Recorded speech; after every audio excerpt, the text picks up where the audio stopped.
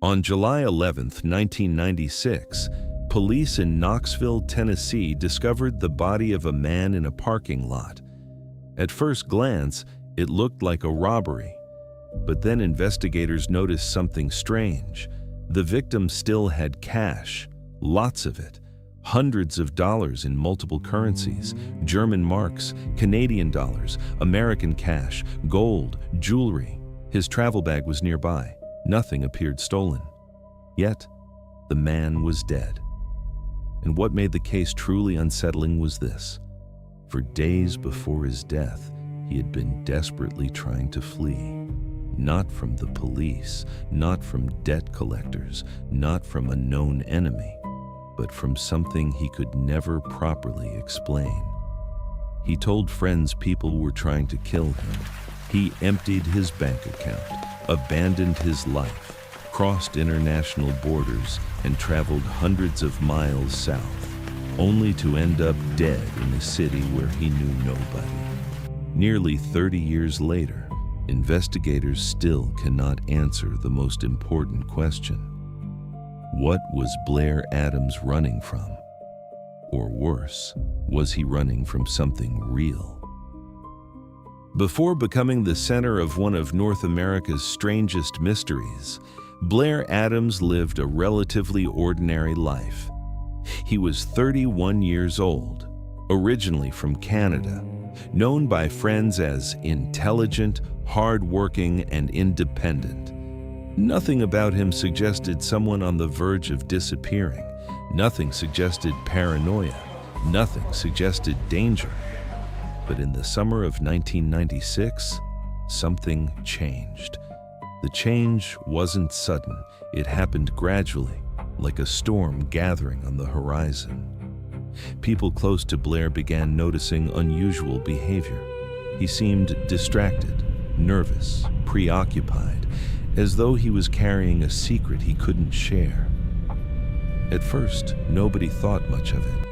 Everyone experiences stress. Everyone has difficult periods. But then his behavior became impossible to ignore.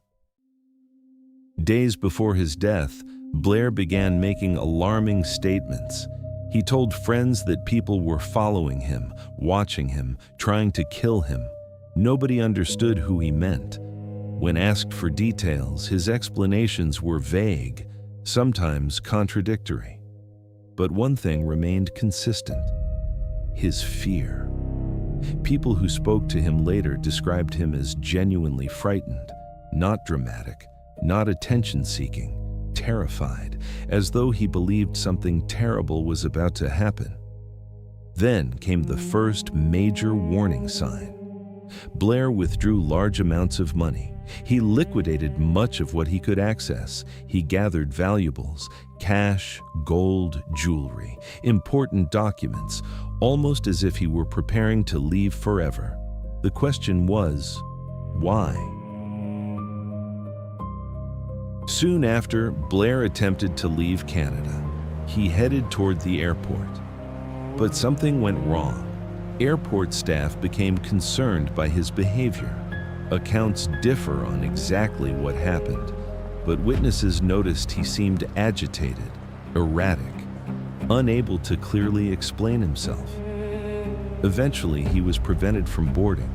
For most people, that would have been the end. They would return home, regroup, try again another day. Not Blair. Instead, his determination intensified. It was as if leaving wasn't merely important, it was urgent. As though every hour spent remaining where he was increased the danger.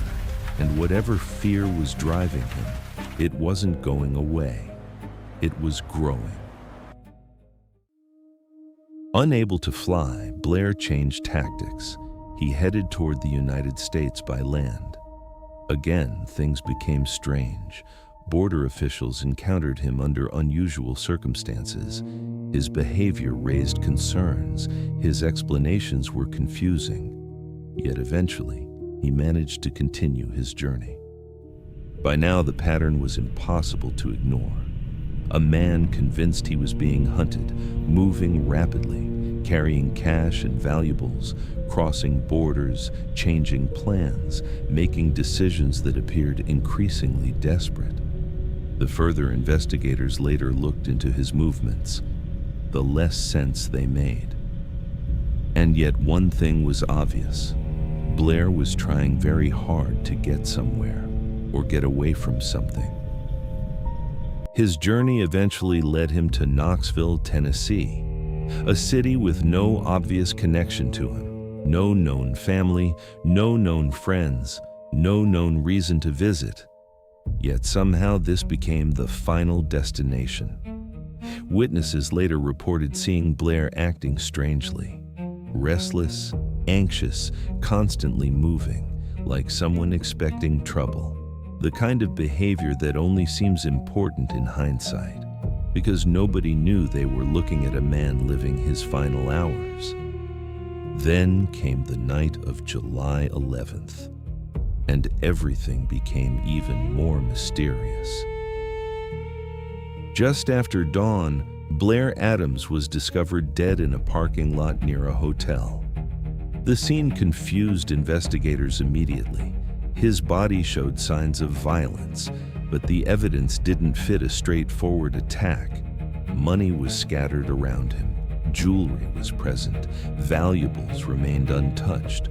Robbery seemed unlikely. Yet if robbery wasn't the motive, what was?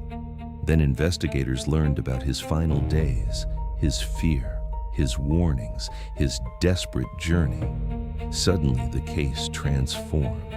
This wasn't simply a homicide investigation anymore. It became a puzzle, one with pieces that refused to fit together. As investigators dug deeper, theories emerged. Some believed Blair suffered from paranoia, perhaps a mental health crisis, perhaps fear had distorted reality. Others disagreed. Friends insisted his terror felt genuine, convincing, authentic. Then there was another possibility, the one that keeps this case alive decades later. What if Blair really was afraid of someone? What if somebody had threatened him? What if his desperate journey south wasn't irrational at all? What if it was an escape plan? If so, who were they, and why has nobody ever been identified? The deeper investigators looked, the stranger the story became. No clear suspect, no clear motive, no confirmed explanation. No answer to why Blair chose Knoxville. No answer to why he carried valuables. No answer to why he believed his life was in danger. Every lead seemed to create more questions, and every question seemed to lead nowhere. The case slowly drifted into the category investigators hate most: unsolved. Today, nearly 3 decades later, the mystery remains unsolved. Nobody knows exactly why Blair Adams fled Canada. Nobody knows who he feared. Nobody knows what happened during his final hours. And perhaps most disturbing of all, nobody knows whether the thing he was running from actually existed. Because somewhere between Canada and Tennessee, the line between reality and fear disappeared. And Blair Adams disappeared with it. Maybe he uncovered something dangerous. Maybe his instincts were right. Maybe he was trying desperately to escape a threat nobody else could see. Or maybe the greatest mystery isn't what happened to Blair Adams that night. Maybe the greatest mystery is what convinced him he needed to run in the first place.